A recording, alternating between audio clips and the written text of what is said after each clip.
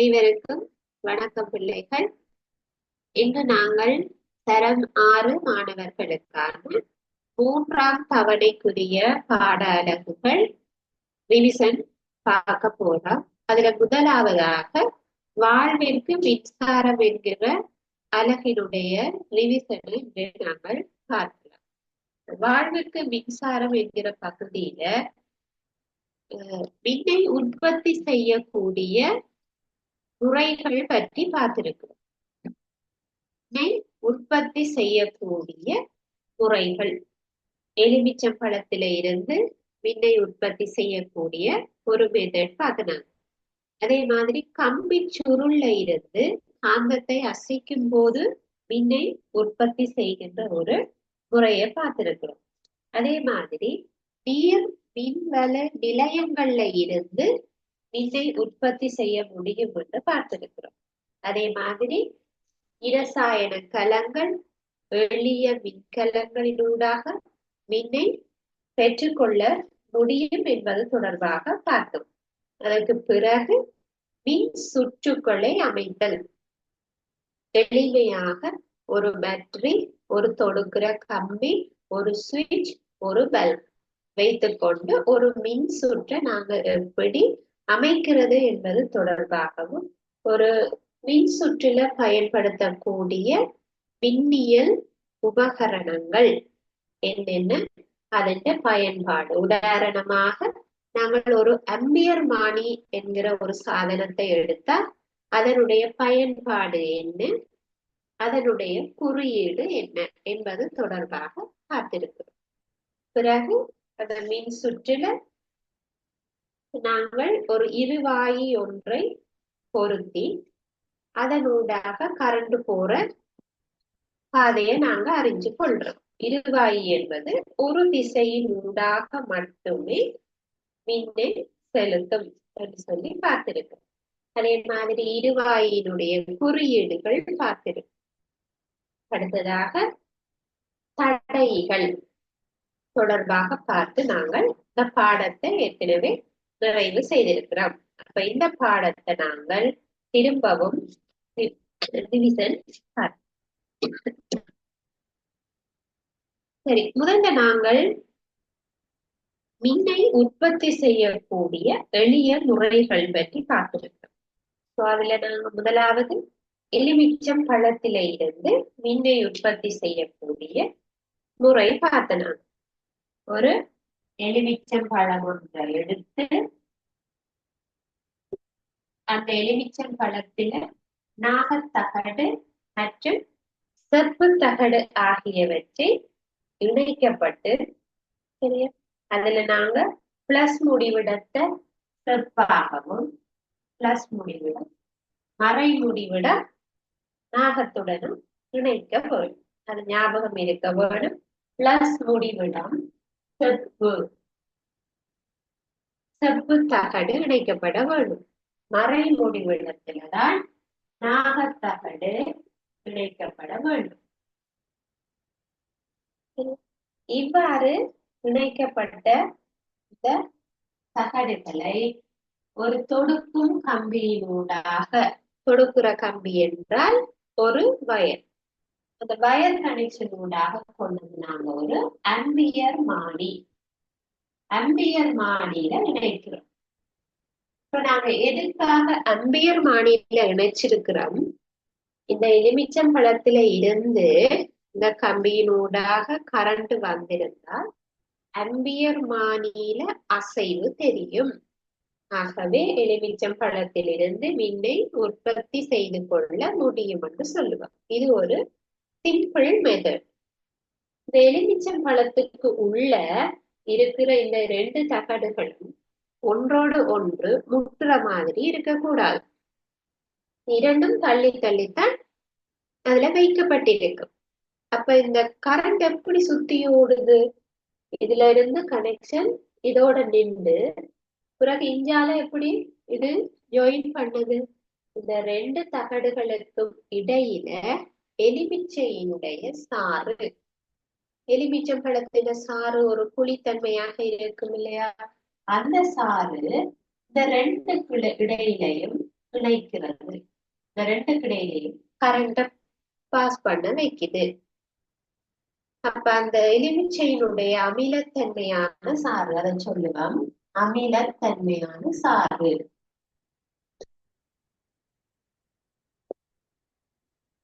அமிலத்தன்மையோட இருக்கிற அந்த சாறு என்ன செய்யுது? கரண்ட தன்னூடாக போக விடுது.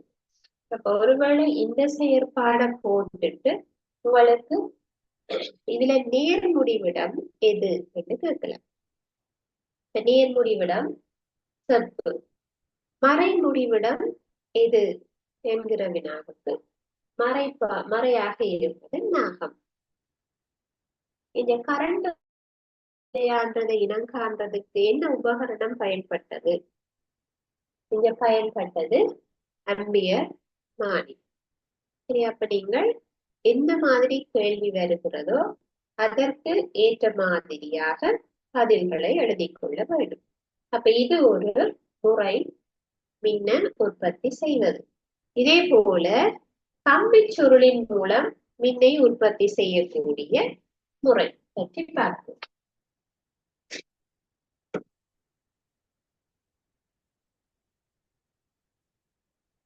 அடுத்ததாக நாங்கள் ஒரு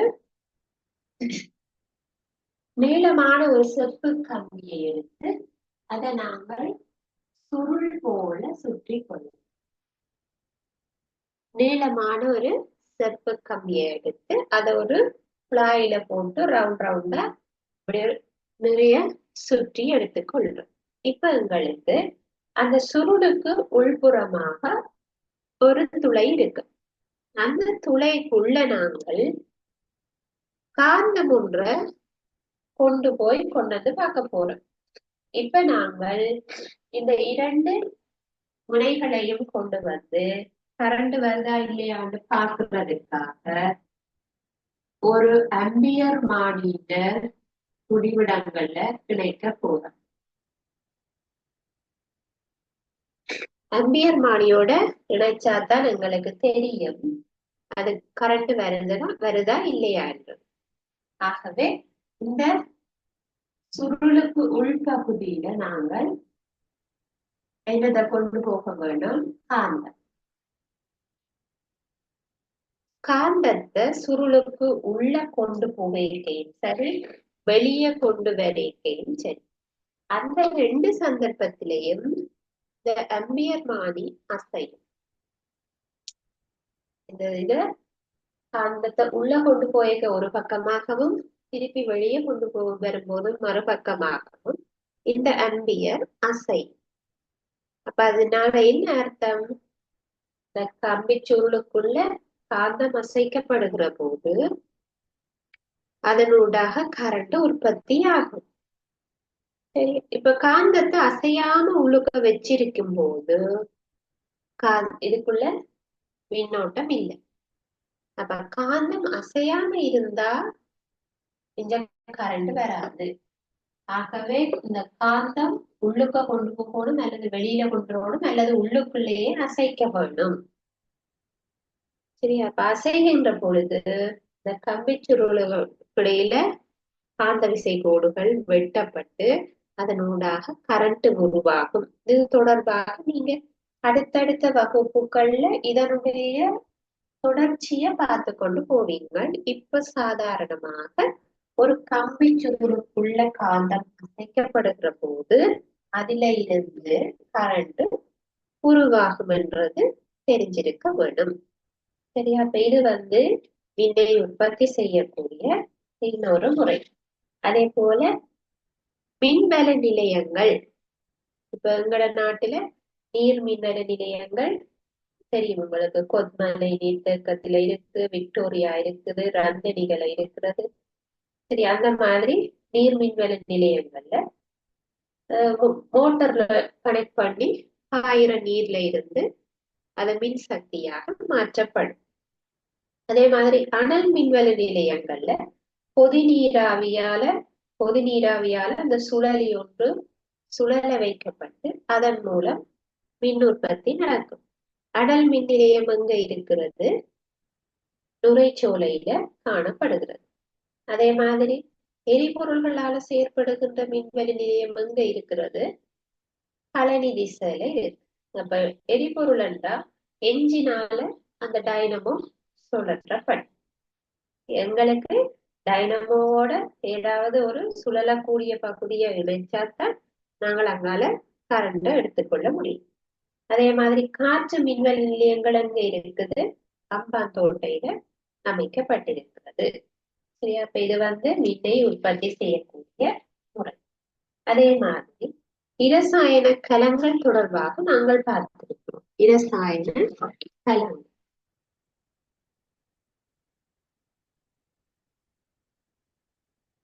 இரசாயன கலம்.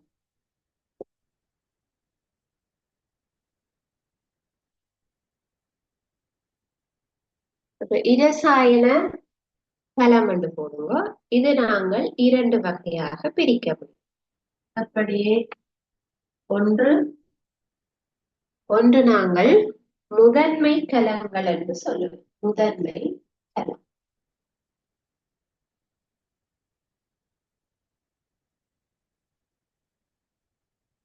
முதன்மை கலம் என்று சொல்லுவோம்.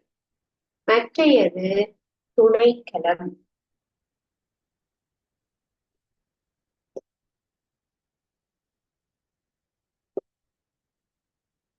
மற்றையது துணைக்கலம் என்று சொல்லுவோம். இப்ப முதன்மை கலம் என்றால் என்ன? கலங்களை ரெண்டு வகையா பிரிக்கலாம். அப்ப முதன்மை கலம் என்றால் என்ன? அதாவது இந்த கலங்கள்ல, கலம் என்றா பேட்டரிகள். சரியா? இந்த பேட்டரிகளை நாங்க ரெண்டு விதமாக பார்க்கிறோம், முதன்மை கலங்கள், துணை கலங்கள். அப்ப முதன்மையான கலங்கள் எனப்படுவது இவை ஒரு தடவை பயன்படுத்தின பிறகு திருப்ப பயன்படுத்த இயலாது. ஒருக்கா அந்த பேட்டரியை யூஸ் பண்ணிட்டு எறிய வேண்டியது தான். அப்படி இருக்கக்கூடிய கலங்களாக இருக்கும். சரி, அப்ப அதுக்கு உதாரணம் என்ன? இப்ப நாங்கள் ஒரு பேட்டரி, ரிமோட்டுக்கு போடுற பேட்டரி வேண்டி இருக்கு. அந்த பேட்டரி அதுல இருக்கிற எல்லா கரண்ட்டும் முடிஞ்ச பிறகு அதை நாங்கள் என்ன செய்வோம்? திரும்ப தூக்கி போடுவோம். அதை பயன்படுத்த இயலாது. அப்படியான கலங்கள். இப்ப எங்களோட கையில கட்டுற கை கடிகாரங்களினுடைய பேட்டரி, அதுல வாட்ச் நின்றுட்டு ஓடாம நின்றுட்டுன்னு அந்த பேட்டரியை மாத்தின பிறகு நாங்கள் பாவிக்கலாமே தவிர அந்த பழைய பேட்டரியை நாங்கள் தூக்கி போட வேணும். அந்த மாதிரி சில கேமராக்கள்ல இருக்கிற பேட்டரிகளையும் நாங்க மாத்தி மாத்தி போட வேணும். ஆகவே ஒரு தடவை பயன்படுத்த முடியுமான கலங்கள் தான் இவை. அந்த மாதிரி இருக்கிற பேட்டரிகள், ரிமோட் பேட்டரி, காருக்கு சிறிய விளையாட்டுக்காரர்களுக்கு போடுற பேட்டரிகள், உலர்கலங்கள், கை கடிகாரத்துல வார பேட்டரிகள் எல்லாம் முதன்மையான கலத்துக்கு உதாரணம் என்று சொல்லுவோம். அப்ப துணை கலம் என்றால் என்ன? சரியா? இது உலர்கலம். உதாரணம், உலர்கலம் என்றால் பேட்டரி. சரி, எழுதிக்கொள்ளுங்க. ஒரு உதாரணமும் போட்டு வைங்க, ஞாபகம். அதே போல துணைக்கலம் என்று சொன்னா இவை இரசாயன பதார்த்தம் அந்த பேட்டரியில முடிஞ்சாலும் நாங்கள் திரும்ப அதை சார்ஜ் பண்ணி பாவிக்கலாம். இப்ப உதாரணமாக போன் பேட்டரி, எங்களுடைய போன்ல இருக்கக்கூடிய பேட்டரிகள் எல்லாம் நாங்க ஒரு தடவை பேட்டரி சார்ஜ் இறங்கிட்டு திரும்ப சார்ஜ் பண்ணி பாவிக்கலாம். அதே மாதிரி சில டார்ச் லைட்டுகள், கார் பேட்டரி, இதெல்லாம் நாங்க சார்ஜ் பண்ணி பாவிக்க முடியும். சரியா? அப்படி அது அதுல இருக்கிற மின் போயிட்டுதுண்டா நாங்க திருப்ப மின்னேற்றி அதனை பாவிக்க கூடியதாக இருக்கும். இவ்வாறு நாங்கள் இரண்டு வகையாக இலக்கணங்களை பிரிக்கலாம். இதே மாதிரி இந்த ரசாயன கலங்கள்ல இவை இரண்டு தவிர இன்னும் ஒரு விசேட வகையான கலம் இருக்கு. அதற்கு பெயர் சூரிய கலம். அதன் பெயர் சூரிய கலம். அதன் பெயர் சூரிய கலம் என்று சொல்லுவோம். அதாவது இந்த சூரிய கலத்துக்கு மேல நாங்க சோலார் லைட்னு சொல்லுவோம். சூரியன் ஒளிபடைக்குள்ள மின்சாரம் உற்பத்தி செய்யப்படும். அந்த சிறிய சூரிய கலங்கள் நிறைய ஒன்று சேர்க்கப்பட்டுத்தான் ஒரு பெரிய சோலார் ஒன்று உருவாக்கப்படும். சரியா? அப்ப எங்களுக்கு இந்த சோலாரை பயன்படுத்தின பிறகு இதை நாங்க சூழல்ல தூக்கி எறிஞ்சிட்டு அது ஒரு குப்பையாக போயிடும். சரியா? அப்ப நாங்க சூழலுக்கு பாதிப்பு ஏற்படாத வகையில அதை நாங்க பாதிக்க வேண்டும். அதே மாதிரியாக நாங்கள் இரசாயன கலங்களுக்கு அடுத்ததாக மின் சுற்றுக்கள் தொடர்பாக பார்த்திருக்கோம். மின் சுற்று என்ன? ஒரு கரண்ட் பாயிறதுக்காக அமைக்கப்பட்டிருக்கிற ஒரு சுற்றுதான் மின் சுற்று. சாரம் பாய்வதற்காக அமைக்கப்பட்ட மூடிய சுற்று என்று சொல்ல போறோம். அப்ப ஒரு மின் சுற்று நாங்க கீறி பார்த்தா எங்களுக்கு விடும்.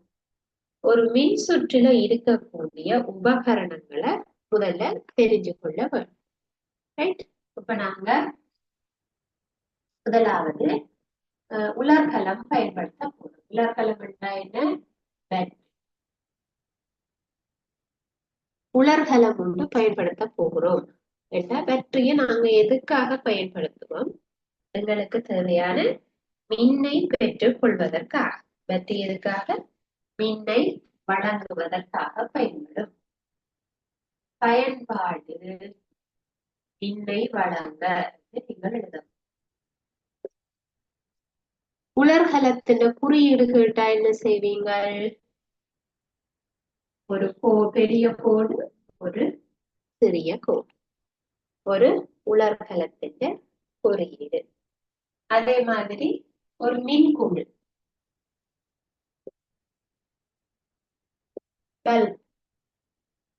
மின்குமிழை என்னன்னு கூறுவோம்?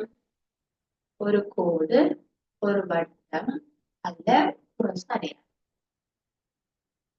இதுதான் ஒரு மின் குமிழுக்கான அடையாளம். அதே மாதிரி ஒரு ஆம்பியர் மானி நாங்க இணைக்க போறோம். கரண்ட் வருதா இல்லையான்னு பாக்குறது. அப்போ ஒரு ஆம்பியர் மானிட குறியீடு என்ன? நீங்கள் தேவையானதை நோட் பண்ணி வச்சுக் கொள்ளலாம். ஞாபகம் வரும் உங்களுக்கு எழுதி. சரி, ஒரு ஆம்பியர் மானிட குறியீடு என்றது நாங்க ஒரு மின்குமிழுக்கு கீற மாதிரி போடுவோம். ஆனா அதுல நடுவுல குரோஸுக்கு பதிலாக ஆங்கிலத்துல ஏ என்ற எழுத்தை பாவிப்போம். ஆம்பியர். இது மில்லி ஆம்பியர் மானியாக இருந்தால் ஸ்மால் எம்மும் ஏயும் போட்டு கீறிடும். ஒரு மில்லி ஆம்பியர் மானி.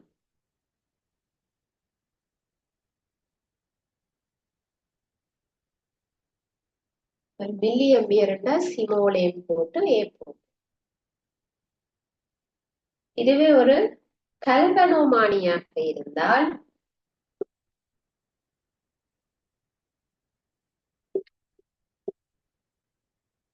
அந்த வட்டத்துக்குள்ள கேபிட்டல் ஜி என்கிற அடையாளத்தை போடும். கேபிட்டல்ல ஜி, கல்வனோமானி. மிக சிறிய அளவுல வர மின்னோட்டத்தை அளவு. இது பொருத்தமானது. பெரிய மின்னோட்டங்களை அளவுக்கு ஆம்பியர் மானி பொருத்தமானது. சரியாகவே இந்த உபகரணங்களுக்குரிய குறியீடுகளை ஞாபகம் வைத்துக் கொள்ள வேண்டும். அதே மாதிரி ஒரு ஆளியினுடைய குறியீடு கேட்டா, ஒரு சுவிட்சிட குறியீடு கேட்டா ஒரு கோடு. இது ஒரு சுவிட்சுக்கான குறியீடு. அதே மாதிரி ஒரு கம்பி, அதாவது தொடுக்கிற கம்பி என்றால் ஒரு கோடு காட்டும். ஒரு கோட்டால தொடுக்கிற கம்பியை நாங்க காட்டுவோம். சரியா? இப்ப இந்த உபகரணங்கள் தான் நாங்கள் மின் சுற்றுல பார்க்கிற உபகரணங்கள். சரியா? இப்ப இவற்றை வச்சுதான் நாங்க ஒரு மின் சுற்று அமைப்போம். பேட்டரி தேவையா எத்தனை பேட்டரியும் யூஸ் பண்ணலாம். சரியா? சரி. அப்ப இந்த மின் சுற்றுல மின்னை கடத்தக்கூடியவை, மின்னை கடத்தாதவை என்று சொல்லி நாங்கள் இரண்டு வகையாக பொருட்களை பிரிக்கலாம். அப்ப மின்னை கடத்துறதுக்காக நாங்க கம்பியத்தான் யூஸ் பண்றோம். ஏன் நாங்க மரக்கட்டைகளை யூஸ் பண்ண இல்ல? மரம் மின்ன கடத்தாது. இப்ப செப்பு கம்பி மின்ன கடத்துது, அதனூடாக கரண்ட் போகும் என்றபடியாத்தான் செப்பு கம்பியை இங்க பயன்படுத்தி இருக்கிறோம். ஆகவே சில பொருட்கள் மின்னை கடத்தும், சில பொருட்கள் மின்னை கடத்தாது என்று சொல்லி நீங்க அறிஞ்சிருக்கிறீர்கள். அதுக்கான செயல்பாடுகளை பார்த்திருக்கிறீங்க. ஆகவே மின்னை கடத்தக்கூடியவற்றை நாங்கள் மின் கடத்திகள் என்று சொல்லுவோம். மின்னை கடத்தாதவை மின் காவலிகள் என்று சொல்லுவோம். அப்ப மின்னை கடத்தக்கூடியவை உலோகங்கள். பெரும்பாலும் உலோகங்கள்ல வெள்ளி, செப்பு, அலுமினியம், அந்த மாதிரி இரும்பு போன்ற உலோகங்கள் மின்ன கடத்துறது நாங்க பார்க்கிறோம். அதே மாதிரி மைக்கா, எபனைட்டு, கண்ணாடி, பிளாஸ்டிக், ரப்பர், மரம் இதெல்லாம் மின்ன கடத்தாதவை என்று நாங்கள் சொல்லணும். அதே மாதிரி சில திரவங்களும் மின்ன கடத்தும். பாருங்க, சில சமயம் ஈர கையோட போயிட்டு நீங்க மின் உபகரணங்களை தொடக்கூடாதுன்னு சொல்லணும். சில சமயம் அந்த நீரினூடாக மின் கடத்தப்படலாம். ஆகவே அந்த திரவமும் மின்ன கடத்துது. பாருங்க, எலுமிச்சம் பழத்துக்குள்ள இருக்கிற அந்த சாறு மின்ன கடத்துது. ஆகவே தனிய உலோகங்கள் மட்டும்தான் மின்னை கடத்தும் என்றது இல்லை. சில சமயம் சில சாறுகளும் மின்ன கடத்தும். அதே மாதிரி உப்பு கரைசல் மின்ன கடத்தும், எலுமிச்சம்பழ கரைசல் மின்னை கடத்தும். சரியா?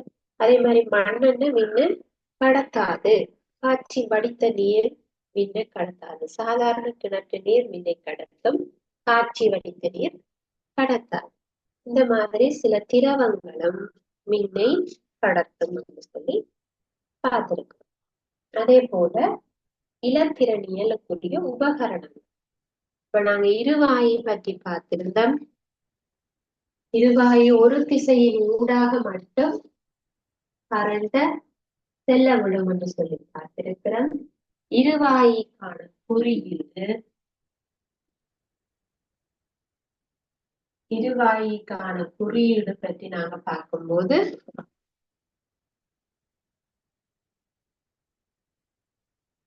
ஒரு முக்கோணம் மாதிரி போட்டு நாங்க காட்டுவோம் ஒரு இருவாயிட குறியீடு. சரியா? அதே மாதிரி ஒளிகாலம் இருவாயி என்று சொன்னா அதுல இருந்து லைட் வரும். நாங்க எல்இடி என்று சொல்லுவோம். LED light. அந்த எல்இடி லைட்ஸுக்கு நாங்க இருவாயிட குறியீட போட்டுட்டு அதுல இருந்து லைட் வரும் என்று சொல்லி அவங்களுக்கு காட்டுவோம். இது நோமலா இருக்கிற இருவாயி என்றா இது ஒளிகாலம் இருவாயி.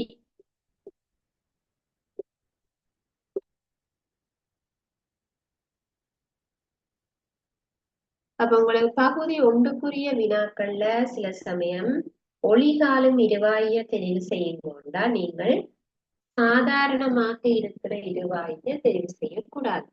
ஒளிகாலம் என்றா அதுல இருந்து அம்புக்குறி வெளியே போற மாதிரி இருக்க வேண்டும். சரி, அதே மாதிரி இலத்திரனியல் உபகரணங்கள்ல நாங்க அடுத்ததாக பார்த்த உபகரணம் தடைகள்.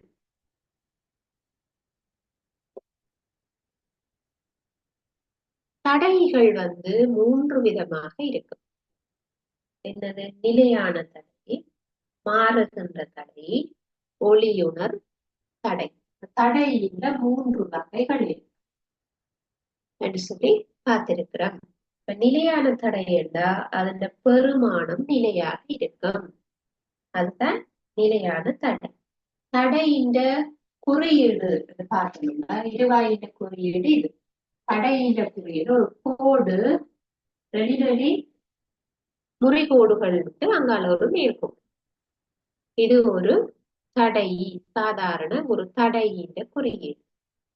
அப்ப இது ஒரு நிலையான தடை.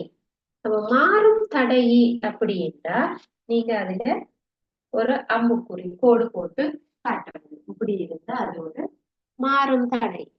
நடுவால ஒரு அம்புக்குறி போகும். அதே மாதிரி ஒளி உணர் தடை.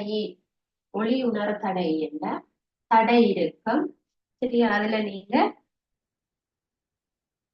ஒளி உள்ளுக்கு வார மாதிரி இருக்க வேண்டும். ஒளி உணர் என்றா ஒளியை உணரும். இது ஒளியுணர் தடை. இது வெளிநோக்கி அம்புக்குறி காட்டி இருக்குன்னா ஒளி காலம். காலம் வேண்டா வெளியே போகும். ஒளி உணரும் வேண்டா உள்ளுக்கு வரும். இந்த அம்புக்குறிகளை சரியாக நினைவு வைத்துக்கொள்ள வேண்டும். இருந்தால்தான் உங்களால பரீட்சையை வடிவா செய்ய முடியும். அப்ப நாங்க இதுல பார்த்த விடயங்கள் வாழ்விற்கு மின்சாரம் என்ற பகுதியில வரக்கூடிய முக்கியமான பகுதிகள். அப்ப இந்த பகுதிகள்ல நாங்க சில வினாக்கள் செய்வோம்.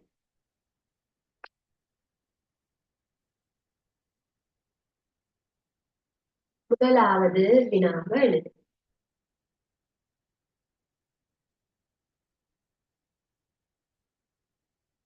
முதலாவது வினா, முதன்மை கலங்கள்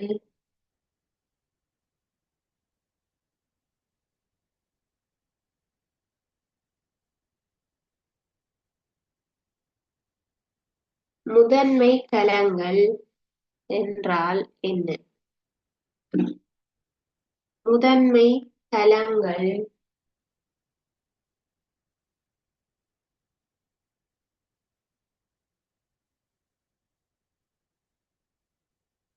முதன்மை கலங்கள் என்றால் என்ன?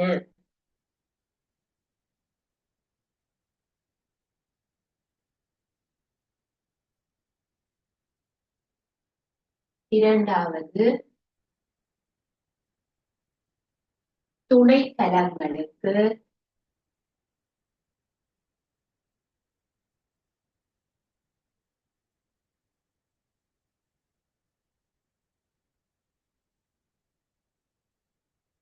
உதாரணம் தருக.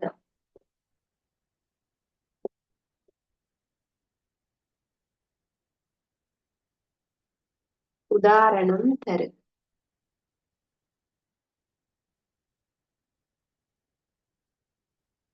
துணை கலங்களுக்கு உதாரணம் தருக.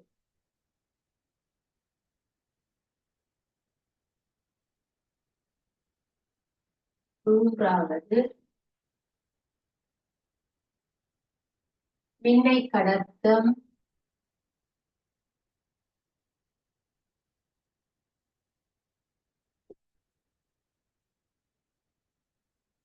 பொருட்கள் இரண்டு எழுதுக. மின்னை கடத்தும் பொருட்கள் இரண்டு எழுதுக.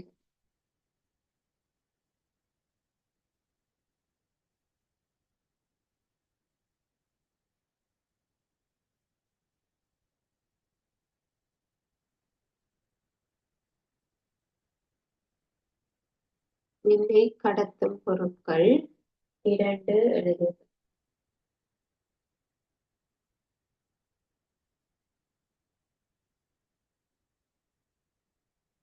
நான்காவது, இருவாயி தடையி என்பவற்றின்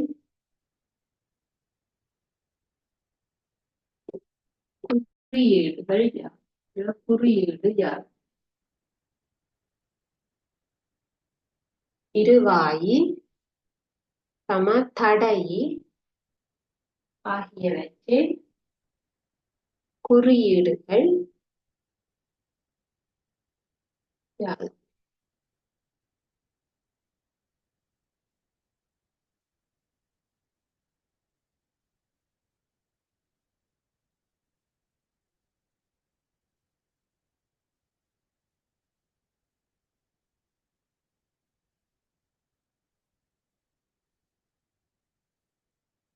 ஐந்தாவது,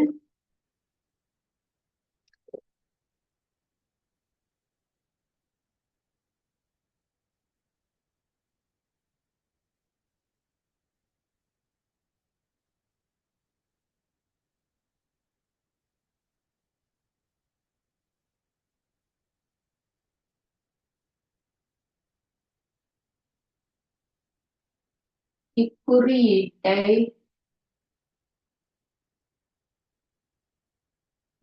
இனங்காண். இக்குறியீட்டை இனங்காண்க.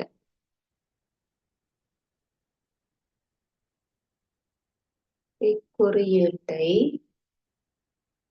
இனங்காண்க.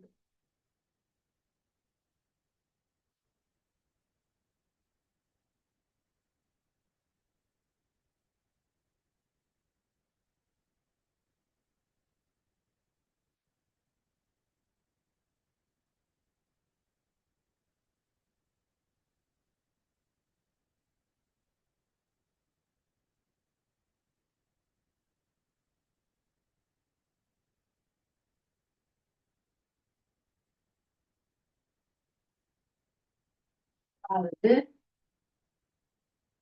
மின் விபத்துக்களிலிருந்து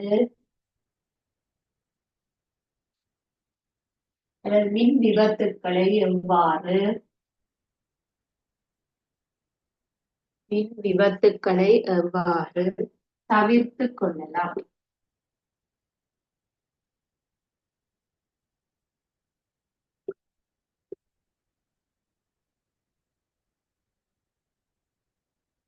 மின் விபத்துக்களை எவ்வாறு தவிர்த்துக் கொள்ளலாம்.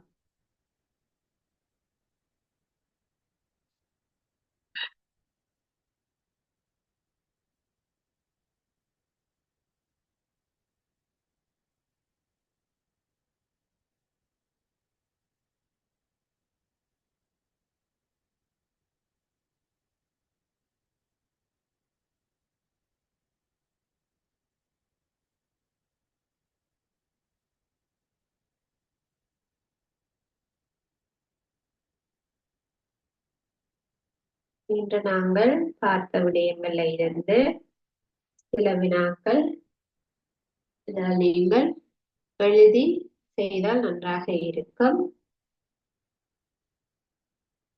முதலாவது, முதன்மை கலங்கள் என்றால் என்ன? முதன்மை கலங்கள் என்றால் என்ன?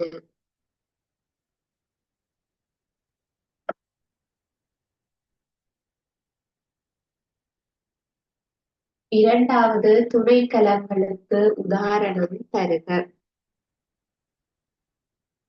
இரண்டாவது, துணை கலங்களுக்கு உதாரணம் தருக. துணை கலங்களுக்கு உதாரணம் தருக. துணை கலங்களுக்கு உதாரணம்.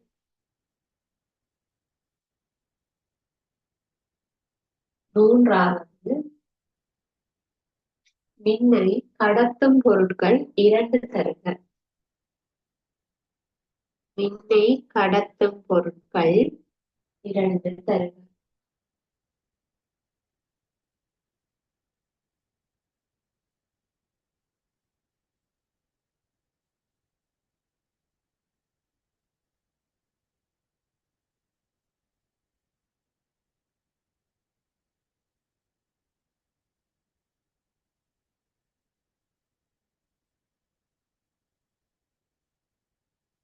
நான்காவது, இருவாயி தடையி என்பவற்றின் குறியீடு யாது?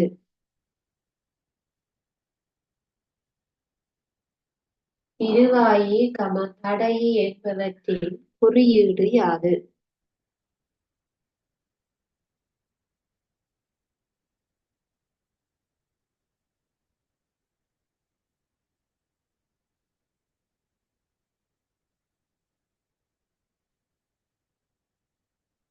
ஐந்தாவது, பிளஸ் மைனஸ் போட்ட இக்குறியீட்டை இனங்காண்க.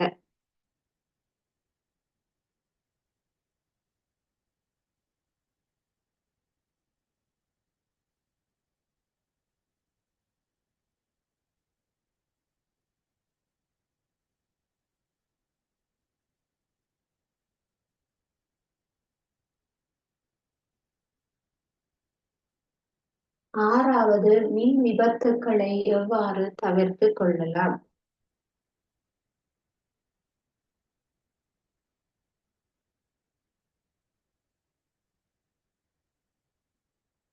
மின் விபத்துக்களை எவ்வாறு தவிர்த்துக் கொள்ளலாம்?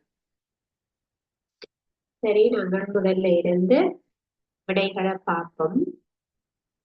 முதலாவது, முதன்மை கலங்கள் என்றால் என்ன? இப்ப நாங்கள் பார்த்திருக்கிறோம், இரசாயன கலங்களை 2 வகையாக பிரிக்கலாம். ஒன்று முதன்மை கலங்கள், இரண்டாவது துணை கலங்கள். முதன்மை கலங்கள் என்றால் ஒரு முறை பாவித்த பின்னர் மீண்டும் மின்னேற்றி பாவிக்க முடியாதவை. சரி, அவை ஒரு முறை மாத்திரம் பயன்படுத்த முடியும் கூடிய கலங்கள். இப்ப அதுக்கு உதாரணங்கள் தெரியும் உங்களுக்கு. ரிமோட்டுக்கு போடுற பேட்டரி, வாட்சுகளுக்கு போடுற பேட்டரிகள், உலர் மின்கலங்கள், அதுகள் வரும். அதே மாதிரி துணை கலங்களுக்கு உதாரணம் என்றால், துணை கலம் என்றா என்ன? இது அதுல சார்ஜ் முடிஞ்ச பிறகு நாங்கள் மீண்டும் சார்ஜ் பண்ணி பாவிக்கிறோம்.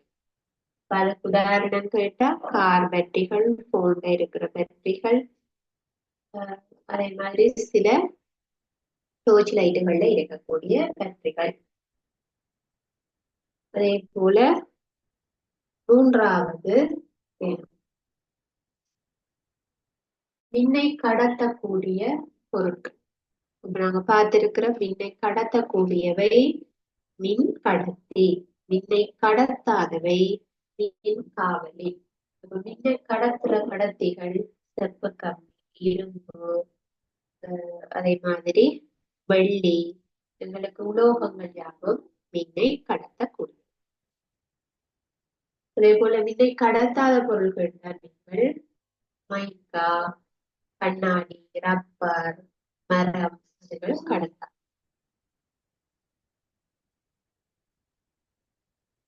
இதே போல நான்காவது, இருவாயின்றையும் தடையின்றையும் குறியீடு.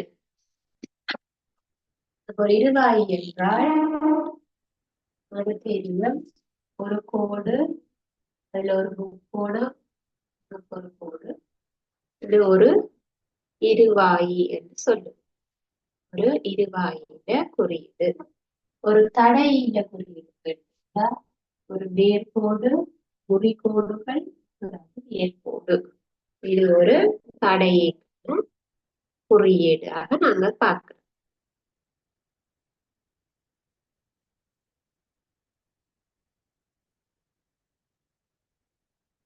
எழுதாதவர்கள் நீங்கள் சரியாக அதை நோட் பண்ணி கொள்ளும்.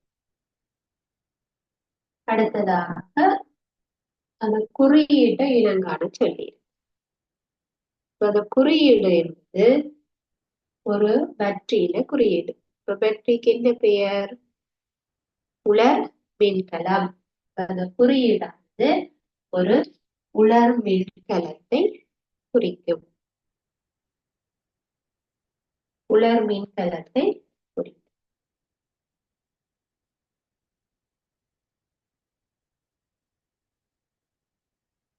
இதுல பிளஸ் மைனஸ் போட்டிருக்கிறத வச்சே நீங்கள் இது ஒரு பேட்டரி என்றதை இனங்காண முடியும்.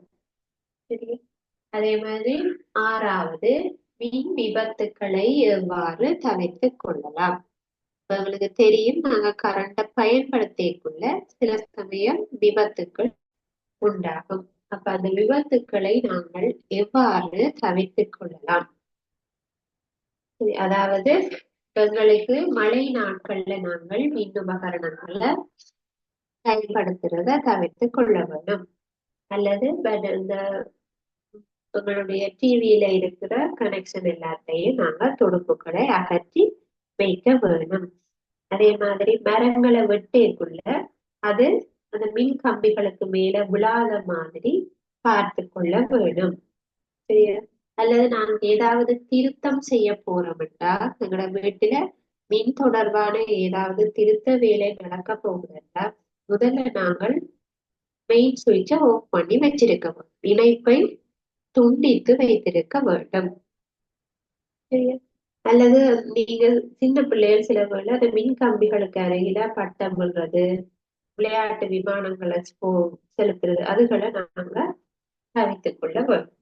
அதே மாதிரி மின் கம்பிகளுக்கு இடையில வேலை செய்கிறவர்கள் அந்த ஏணிகளை பயன்படுத்துவார்கள் உயர்வதற்காக ஏணிகளை. அந்த ஏணிகள் மின்னை கடத்தாததாக இருக்கிறது நல்ல. உதாரணமாக மரத்தால இருக்கிற ஏணிகளை பயன்படுத்துறது நல்ல. ஏன்னா கம்பி இந்த உலோகத்தால் செய்யப்பட்ட ஏணி என்றா அது மின்னை கடத்தும். சரியா? அப்ப நாங்கள் மின் உபகரணங்களை கையாளும் போது எங்களுக்கு அதுல பாதிப்பு ஏற்படாது என்றதை உறுதி செய்து கொள்ள வேண்டும். மற்றது ஒரு பிளக்குல நிறைய உபகரணங்களை இணைக்கிறத தவிர்த்துக் கொள்ள வேண்டும். சரியா? எங்களுக்கு இப்படி மின் விபத்துக்களில இருந்து பாதுகாக்கிறதுக்கு நிறைய வழிமுறைகள் இருக்குது. அது கூட பாட புத்தகத்திலையும் இருக்குது, நீங்கள் பார்த்து கொள்ள முடியும்.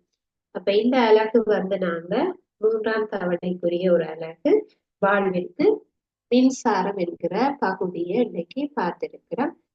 இந்த அலகுல உங்களுக்கு ஏதாவது சந்தேகங்கள் இருந்தா நீங்க கேட்கலாம்.